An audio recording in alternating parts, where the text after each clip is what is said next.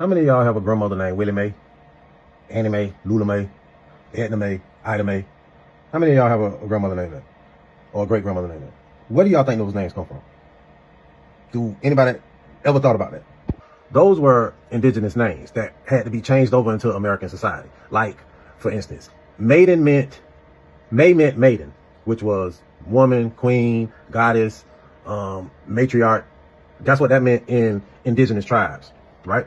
So Annie meant favor, a woman of favor. So favorist maiden would be an indigenous name to somebody. So when you change that name over to fit into American society, you say Annie Mae. Eula Mae, Eula, which is E-U-L-A, that was like a good speaking maiden. Eula Mae was like a good speaking, I don't know how to put it, but like Eula comes like from the word eulogy. So eulogy is like a presentation, a spoken word, or a blessing of some sorts like that, right? So Eula Mae was like good speaking maiden. That's what a name would be. So if you wasn't a part of the hierarchy, because if you had Mae on the end of your name, you was called a maiden, you was part of the hierarchy in indigenous tribes. So if you didn't have that distinction, you would get named after something of nature, like Myrtle or Pearl or Lily or Daisy. You see what I'm saying? You see, my mother's mother was an Annie. My father's mother was a Ruby. It's indigenous all through my damn family, both sides.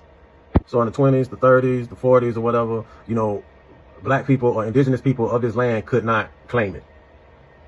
They would kill you if you claimed your native tribe or said it out loud. My grandma was almost 90 years old when she died, and she was part of the silent generation. Our grandmothers, great grandmothers, they refused to talk. They were very stoic. They didn't tell us about slavery. Have y'all noticed that? They didn't tell us stories about Harriet Tubman.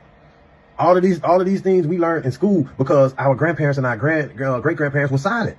They didn't tell us nothing. They didn't teach us nothing because some of them came from indigenous tribes, some of them did come from slaves. But they had so much fear in them. They could not speak about their ethnicity, their true ethnicity, their indigenous nature, their indigenous heritage. You know what I mean? When the $5 Indians came in and started claiming these names, claiming themselves as Indians and Native Americans or whatever, that forced our people to be silent, to not tell them their truth. That's why our grandmothers was in that silent generation.